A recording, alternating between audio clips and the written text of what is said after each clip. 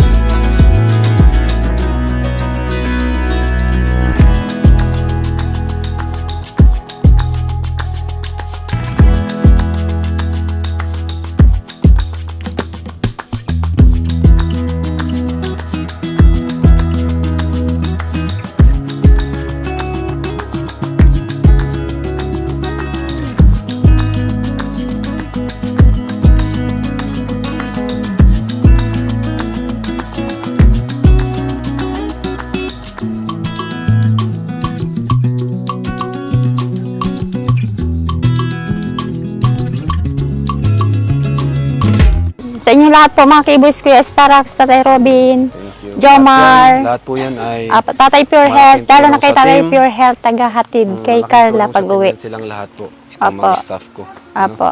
Kasi di ko to kaya nang mag-isa lang po ako. Sino magbubuhat ng mga ano niyan, sino magka-camera, sino magda-drive. Apo. Kaya malaking tulong din po talaga. Kaya deserve rin nilang mapasalamatan. Ano na Yung Pwede naghatid kayo po. magbasa, basta huwag kayong papekto sa mga negative comments kasi hayaan nyo po yun.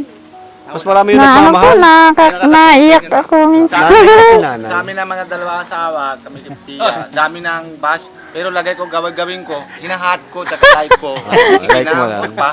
Kasi mas kilala mo naman po ang anak nyo eh. Mas kilala mo yung pamilya nyo. Naiyak na lang po ako, sabi ko, bakit kaya ganyan ang tingin ng ibang tao sa anak ko? Eh di naman nila kilala ang tunay na pagkatao. Si Pino maraming basher si Carla.